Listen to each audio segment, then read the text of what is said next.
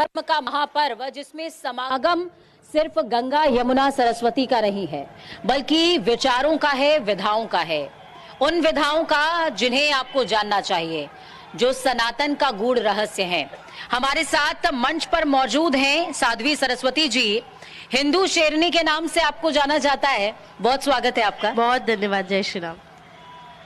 ऐसी क्या प्रेरणा हुई कि 8 साल की आयु से 6 साल की आयु से ही आप हिंदुत्व और सनातन के मार्ग पर निकल गई? आप सभी दर्शकों को मेरा प्रणाम, पूज्य संतों के चरणों में कोटि कोटि प्रणाम। देखिए, जिस प्रकार से राष्ट्र धर्म समाज की आंधी चली थी और जब बाबरी का ढांचा गिरा था ना, तो प्रभावित केवल 1-2 क्षेत्र नहीं हुए थे जिनकी बातें आप करते हैं। प्रभावित पूरा देश और पूरा विश्व हुआ था और उसी की आंधी हमारे घर तक भी आई थी। और सब लोग एक ही बात कहते थे कि मंदिर बनेगा कि नहीं। ढांचा तो टूट गया पर मंदिर बनेगा कि नहीं। और एक छोटी सी बच्ची जिसे कथा करना अच्छा लगता था, जिसे राम जी की बातें करना अच्छा लगता था, जिसे भगवान कृष्ण को सजाना अच्छा लगता था, सडनली उसने ये देखा कि उसका देश ही सुरक्षित नहीं है। तो मुझे बचपन से ही राष्ट्रीय स्वयंसेवक संघ के मंचों पे जाने का अवसर प्राप्त हुआ और मुझे ये बात पता चली कि देश में अभी कथा से ज्यादा व्यथा की आवश्यकता है। पहले देश की व्यथाओं को बताया जाए। तो हो सकता है कि मैंने कथा का रुख मोड़ा हो और फिर 8-9 वर्ष की उम्र में मैंने राष्ट्र धर्म समाज की कथा करना प्रारंभ कर दिया। आरंभ आपका कविता वाचन से हुआ, आज आप कथा वाचन कर रहे हैं। कश्मीर तो होगा लेकिन पाकिस्तान नहीं होगा। जी जी। कश्मीर है जी। और कश्मीर से 370 भी हट चुकी है जी।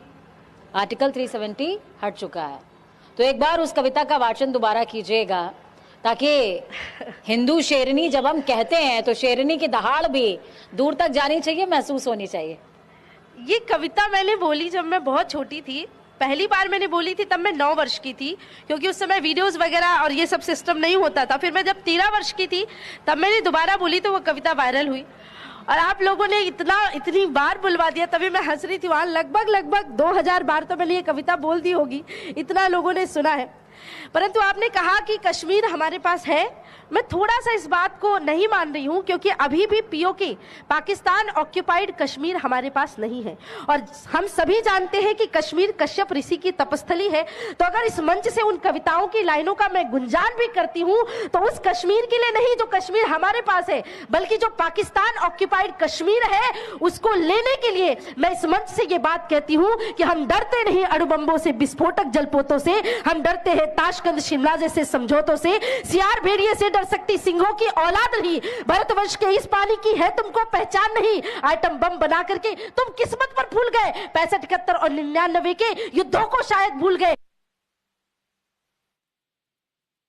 गाजी का बेड़ा झटके में ही डुबा दिया। ढाका के जनरल नियाजी को दूध छठी का पिला दिया।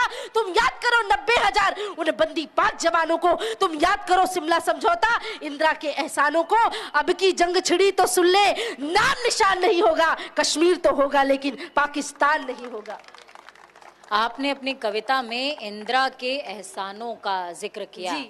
मतलब आप मानती हैं कि कांग्रेस का योगदान कुछ तो है? नहीं भाई, निश्चित रूप से जिस पार्टी ने देश को इतने वर्ष तक चलाया है तो वो योगदान तो है। जिसका जहां पे योगदान है उसका योगदान भली भांति हर पार्टी लेकिन सामने वाली सत्तासीन पार्टियां या दल यूं कहते हैं कि भाई अगर सर्वनाश कहीं हुआ है तो वहीं हुआ है और यहाँ पर सब कुछ पीला पीला है। ये सत्यता तो है। इमरजेंसी ने देश में जिस प्रकार से कोहराम मचाया, इंदिरा के एहसानों शिमला समझौता की बात हम कर रहे हैं, है ना।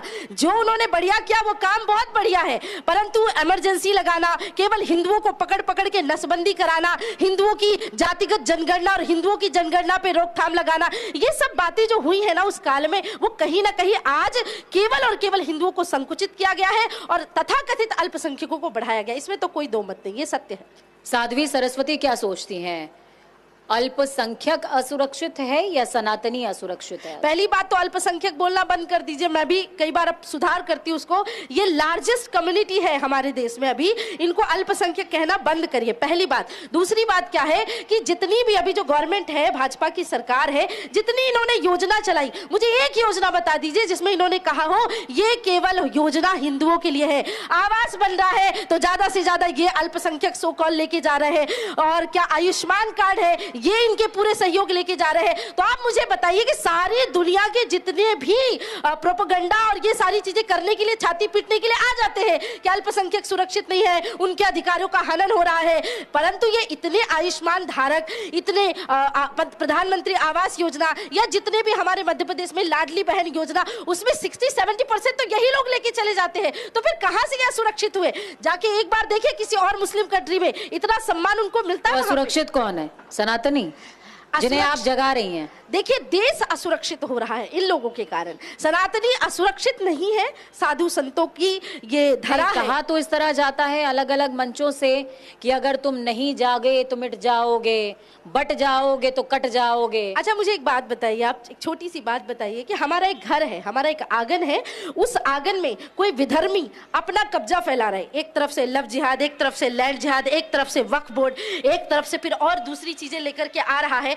उसके बाद भी अगर हम ये बात नहीं बोलेंगे कि एक रहेंगे तो सेफ रहेंगे या बटोगे तो कटोगे, तो क्या कहने के लिए आएंगे? पहली बात। दूसरी बात यह कि हम तो सदैव से वसुधैव कुटुंबकम की बात करते रहे, हम तो सदैव से सर्वे भवन्तु सुखिनः की बात करते रहे, लेकिन इनका नारा क्या है कि जहां पर हिंदू बहुसंख्यक में है वहां ये कहेंगे हम भाईचारा चाहते हैं, जहां हिंदू अल्पसंख्यक हो जाते हैं वहां ये भाई बना करके चारा डालने की बात करते हैं। मैं आपसे पूछना चाहती हूं, कश्मीर जो कश्मीरी पंडितों को भगाया गया, धक्के मार के निकाला गया, क्या कोई पाकिस्तान से आया था उनको निकालने के लिए? क्या अफगानिस्तान से आया था कोई निकालने के लिए? तो फिर क्या उसका प्रतिशोध ये कि जहां खुदा है वहीं खुदेगा? ये तो सत्य है कि जहां खुदा है वहीं खुदेगा, और जहां खुदा है वहीं से भगवान निकला है।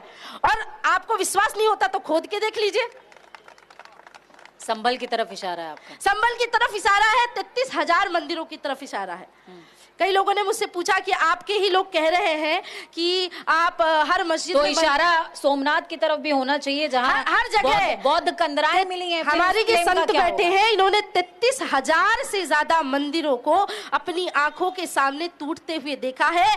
हर एक स्थान में, मध्य प्रदेश से आती हूँ, भोजशाला की तरफ भी इशारा होना चाहिए। क्यों मीडिया चुप है भोजशाला को लेकर के? एक बार मुद्दा खुलता है और फिर चैप्टर बंद हो जाता है। आप इतना समय नहीं, आप मुझे बताओ, हमारी जनरेशन को हनुमान चालीसा नहीं आ रही, गायत्री मंत्र नहीं आ रहा, 500 सालों तक जैसे ये लड़ते रहे राम मंदिर के लिए, क्या वैसे ही काशी मथुरा के लिए लड़ते रहेंगे? लेकिन क्या आपको ये नहीं लगता कि इसका रीजन ये है कि सनातन को सिर्फ हमने भगवा झंडे और तिलक तक केंद्रित कर दिया है? हम वेद वाचन भूल गए। ये देखिए मैं आपको बता, वेद वाचन भूल गए हैं, उन्हें सिखाना पड़ेगा। लेकिन इससे पहले जो आप कार्यक्रम चल रहा था, उन्होंने किसी से पूछा संत किसे कहते हैं। मैं 1 मिनट के लिए संतों की और परिभाषा बता देती हूँ। हमारे संतों ने कभी केवल माला की बात नहीं की, हमारे संतों ने एक हाथ में माला और दूसरे हाथ में भाला का सूत्र दिया है। यहाँ दधीच जैसे ऋषि हुए जिन्होंने एक राक्षस वत्रासुर को मारने के लिए शरीर की हड्डियां दान कर दी। दुनिया के सबसे बड़े 3 धनुष सारंग, पिनाक और गांडीव दधीच ऋषि की हड्डियों से बने हैं। इस देश में हमारे ऋषि मुनियों ने, अगस्त ऋषि जैसे ऋषि हुए जिन्होंने प्रभु श्री राम को युद्ध करने के लिए अस्त्र शस्त्र प्रदान किए। तो हमारे संतों ने सूत्र दिया है, एक हाथ में माला और दूसरे हाथ में भाला। हमें शस्त्र और शास्त्र दोनों की आवश्यकता होगी। तो वो शास्त्र बताएगा कौन?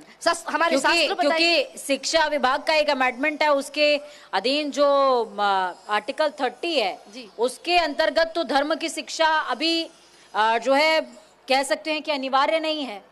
तो शास्त्र बताएगा कौन? देखिए जैसे आपको ऐसा नहीं लगता कि जब सनातन में मंदिरों पर आक्रमण होता है और विधाओं पर आक्रमण होता है तो सभी साधु महात्मा, सभी धर्मावलंबी मुखर होकर के विरोध करते हैं, लेकिन अगर जब हम सनातनियों के बच्चों के भविष्य की बात कर रहे हैं तो शिक्षा की तरफ भी इशारा होना चाहिए। इशारा है पूरी तरह से। अभी थोड़े दिन पहले तक उत्तर प्रदेश की पाठ्यक्रम में अकबर बाबर की औलादों की बातें सुनते थे, उनके इतिहास का चित्रण होता था। पाठ्यक्रम बदला है कहीं ना कहीं।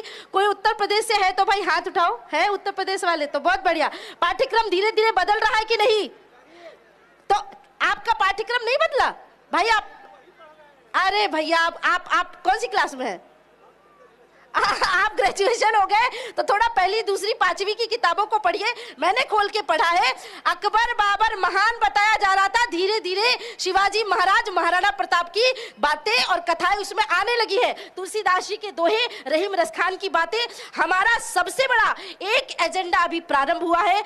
देखो ये तो महाकुंभ है और महाकुंभ में संत सुन रहे, इन संतों के हजारों गुरुकुल चलते हैं, हजारों कार्य चलते हैं, गौशालाएं चलती है, पर समस्या इस बात की है कि मॉडर्निज्म के चक्कर में आकर के जब तक आप कॉन्वेंट स्कूल वालों को डोनेशन देते रहोगे, लाखों रुपए उनके यहाँ भरते रहोगे, तब तक संतों के गुरुकुल में पढ़ने के लिए कौन आएगा? तो शिक्षा दोनों तरफ से होनी चाहिए। जो शिक्षा दे रहा है वो तो उदार मन से दे ही रहा है। हमारे संतों ने कहा है जो बटोरा जाए वो विषाद होता है, जो बांटा जाए वो प्रसाद होता है। ये प्रसाद बांट रहे हैं तो आप बंद करिए कॉन्वेंट स्कूलों को। हमारे गुरुकुल 2-4-5 दिन के अंदर अपनी बाहें फैला करके खड़े होने के लिए तैयार है। प्रसाद बांटा जा रहा है और पात्र खुला होना चाहिए। बिल्कुल, पात्र लेकिन खुला होना पात्र के साथ साथ पात्र का ढक्कन भी खुला होना चाहिए। देखिए पात्र का ढक्कन खुल जाएगा, उसकी गारंटी हमारी है। हम ढक्कन खोलने के लिए आए हैं, यहाँ का भी और उसका भी।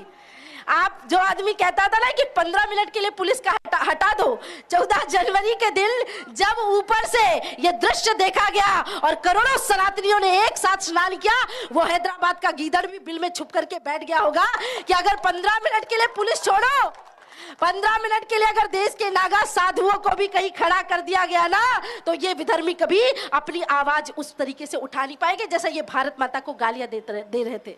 गंगा के तट पर हम सभी मौजूद जी बिल्कुल, माँ है। लेकिन जब महाकुंभ आरंभ होने वाला था तो एनजीटी ने एक रिपोर्ट जारी करी। ये सवाल लगभग अभी तक मैंने सभी से पूछा है, मैं आपसे पूछ रही हूँ और आगे भी पूछूंगी। जी जी बिल्कुल बिल्कुल। एनजीटी ने एक रिपोर्ट जारी करी, कहा जल स्नान योग्य तो है, आचमन योग्य नहीं है। क्या ये सनातनियों का सबसे बड़ा दुर्भाग्य नहीं है? हम नमामि गंगा जैसी योजना की बात करते हैं, उसके बावजूद भी जब गंगा की अविरल निर्मल धारा हमको नहीं मिल पा रही है तो हम अपने सनातनी होने पर गर्व कैसे करें?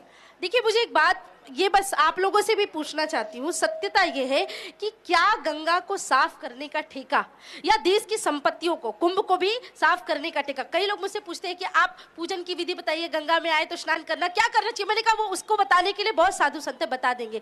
मैंने लोगों को यही बताया कि गंगा जी को स्वच्छ रखो, साफ रखो। क्या गंगा को, सनातन को, हमारे देश को साफ करने का ठेका केवल सरकार का है, पुलिस वालों का है, फौजियों का है? नहीं, हम सब सनातनियों का है। हम यहाँ आते हैं, चिप्स खाते हैं, पैकेट फेंक देते हैं। हम यहाँ आते साबुन से रगड़ रगड़ के गंगा जी में स्नान कर रहे हैं। मुझे इस बात का दुख है इस मंच से कहते हुए कि मैं विदेशों में जाती हूँ जहाँ नदियों को माँ नहीं कहा जाता, वहाँ की नदियाँ कितनी स्वच्छ है। यहाँ तो हम नदियों को माँ कहते हैं, परंतु इसके विपरीत भी एक अपनी भावनात्मक बात कहती हूँ कि जो कहते हैं कि गंगा आचमन के योग्य नहीं है।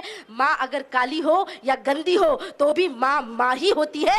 ये माँ मेरे लिए आचमन के योग्य भी है, मेरे लिए तर्पण के योग्य भी है, प्रणाम के योग्य भी है, नमन के योग्य भी है। तो मैं गंगा मैया को, आप चले तो अभी आपके सामने एक लोटा जल पी करके दिखाऊंगी, इसमें कोई आपत्ति और कोई संशय नहीं है।